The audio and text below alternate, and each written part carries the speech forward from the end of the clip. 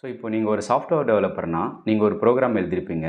உங்கள் டீமில் இப்போ யாரோ ஒருத்தர் ஜாயின் பண்ணுறாங்கன்னா புதுசாக, ஸோ உங்களோட கோடை வந்து அவர் ரீட் பண்ணி மாடிஃபை பண்ண முடியுமான்னு கேட்டிங்கன்னா, நீங்கள் அந்த கோடை எப்படி எழுதிருக்கீங்களோ அதை பொறுத்து தான் இருக்குது. ஸோ எக்ஸாம்பிள் பார்த்தீங்கன்னா, இண்டஸ்ட்ரி லீடர்ஸ் இந்த மைக்ரோசாஃப்ட் இல்லை கூகுள் அவங்களாம் என்ன பண்ணுவாங்கன்னு பார்த்தீங்கன்னா, ஸோ அவங்களோட ப்ராஜெக்ட்ஸ் வந்து கோடிங் கைட்லைன்ஸ் அப்படின்றத ஒன்று ஃபாலோ பண்ணி தான் அந்த கோடு எழுதியிருப்பாங்க. ஸோ அவங்களோட எல்லா ப்ராஜெக்ட்டும் அப்படி தான் இருக்கும். ஸோ அது மாதிரி டெவலப் பண்ணியிருந்தால் ஈஸியாக யார் வேணாலும் கான்ட்ரிபியூட் பண்ணலாம். ஸோ இன்றைக்கி வந்து உங்களோட ப்ரோக்ராமிங் ஸ்கில்லை எப்படி இம்ப்ரூவ் பண்ணலாம் இந்த கோடிங் கைட்லைன்ஸ் ஃபாலோ பண்ணி அப்படின்றது தான் பார்க்க போகிறோம். So hi everyone, this is Pandu and welcome to coding awareness.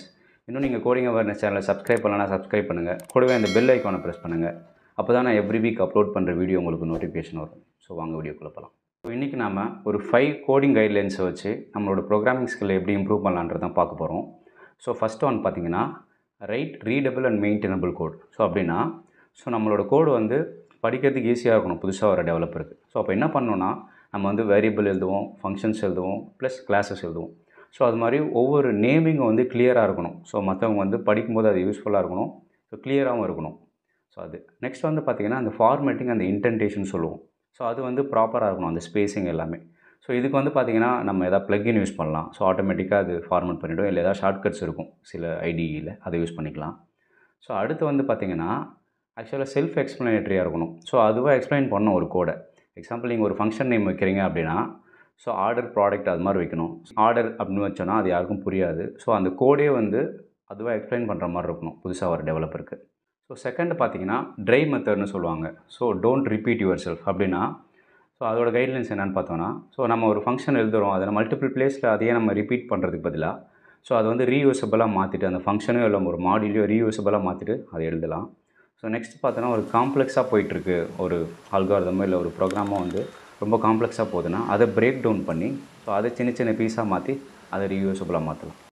So example வந்து ஃபேஸ்புக்கோட ரியாக்ட் பார்த்திங்கன்னா, அது வந்து ரீயூசபிள் காம்போனன்ட். ஒரு யூஐ டெவலப் பண்ணுறீங்கன்னா, சின்ன சின்ன பீஸ் யூஐ வந்து ரிப்பீட்டடாக ஆகுதுன்னா, அதை வந்து ஒரு காம்போனண்ட்டாக டெவலப் பண்ணி அந்த காம்போனண்ட்டை மல்டிபிள் பிளேஸில் யூஸ் பண்ணிக்கலாம்.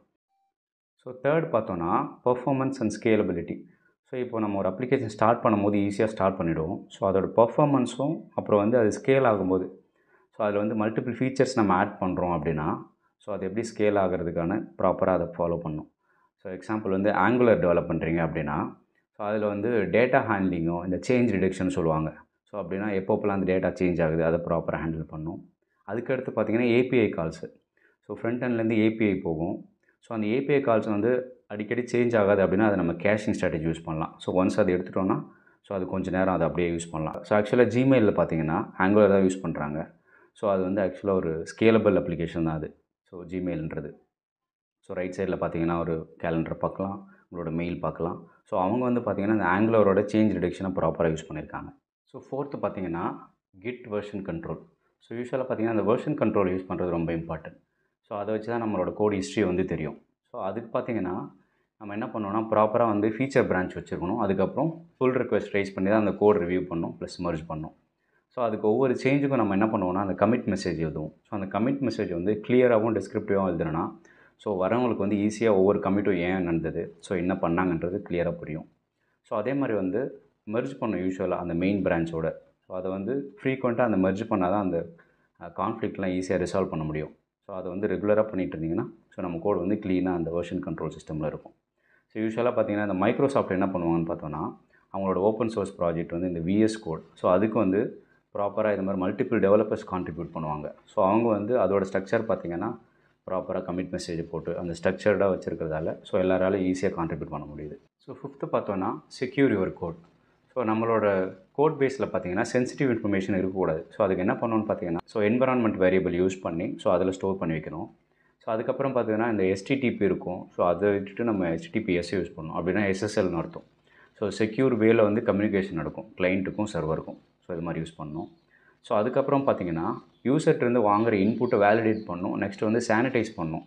ஸோ யூஸ்வலாக ஆங்குலரில் பார்த்திங்கன்னா இந்த சானிடைஸ்ன்றது டிஃபால்ட்டாக நடக்கும். எக்ஸாம்பிள் வந்து யூசர்கிட்டருந்து ஒரு வேல்யூ வாங்குறோன்னா, அந்த வேல்யூ வந்து பிரிண்ட் பண்ணால் ஸோ அது வந்து ஆக்சுவலாக வந்து பிரிண்ட் பண்ணால் ப்ராப்பரான டெக்ஸ்ட்டாக தான் இருக்கணும்.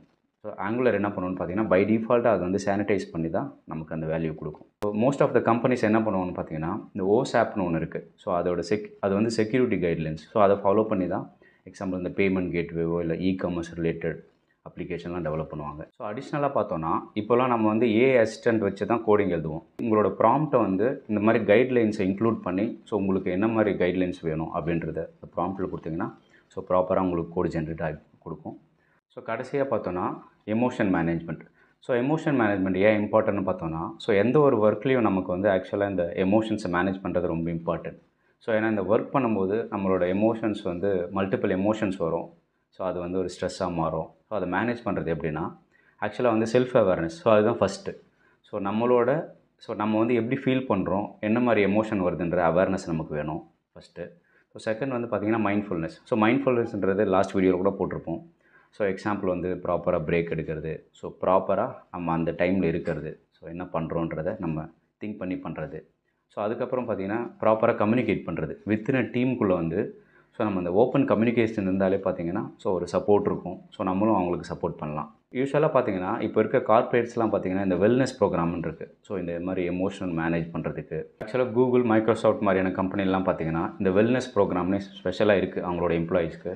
ஸோ ஏன்னா எல்லாருக்குமே ஆக்சுவலாக இந்த ஸ்ட்ரெஸ்ன்றது இருக்கும், அவங்களோட எமோஷனை மேனேஜ் பண்ணணும். இந்த கோடிங் கைட்லைன்ஸ் வந்து உங்களுக்கு யூஸ்ஃபுல்லாக இருந்திருக்குன்னு நினைக்கிறேன். ஸோ இந்த கோடிங் கைட்லைன்ஸை ஃபாலோ பண்ணி உங்களோட ப்ரோக்ராமிங் ஸ்கில்லை வந்து இம்ப்ரூவ் பண்ணுறதுக்கு யூஸ்ஃபுல்லாக இருக்கும்னு நினைக்கிறேன். ஸோ இந்த வீடியோ பிடிச்சிருந்தால் லைக் பண்ணுங்கள், யாருக்கு யூஸ்ஃபுல்லாக இருக்குமோ உங்களுக்கு ஷேர் பண்ணுங்கள். நெக்ஸ்ட் வீடியோவில் பார்ப்போம். தேங்க்யூ.